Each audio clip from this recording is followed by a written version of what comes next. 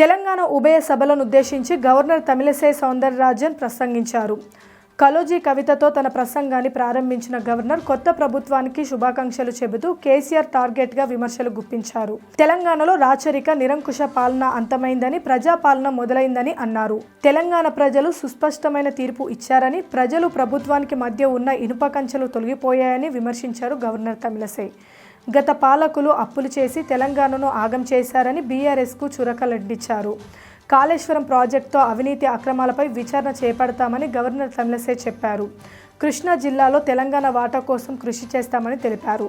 Similarly, the Civil Supplies Corporation has rupees 56,000 crore as debt and rupees 11,000 crore as losses.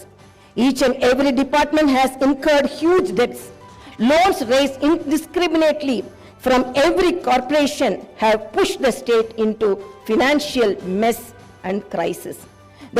తమ ప్రభుత్వ action plan మొదలైందన్న Tamilisai ఎన్నికల మేనిఫెస్టోలో ఇచ్చిన హామీలను ఒక్కటొక్కటిగా అమలు చేస్తామని చెప్పారు. 6 గ్యారంటీలో ఇప్పటికే 2 అమలు చేశామన్నారు. మిగతా గ్యారంటీలను 100 రోజుల్లోనే అమలు చేస్తామని స్పష్టం చేశారు గవర్నర్ తమిళిసై. ప్రజల ఆశలు ఆకాంక్షలను నెరవేర్చేలా పాలన ఉంటుందని తెలిపారు.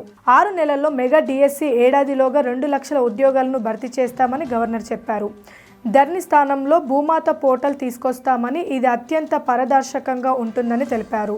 ప్రజావాణి కార్యక్రమం తమ ప్రభుత్వ పనితీరు చిత్తశుద్ధికి నిదర్శనమన్నారు governor. Please subscribe Pragna Media. Please like, share, subscribe to Pragna Media. Pragna Media, please do like, share and subscribe. Please subscribe to Pragna Media. Please like, share and comment if you like the video. Pragna Media.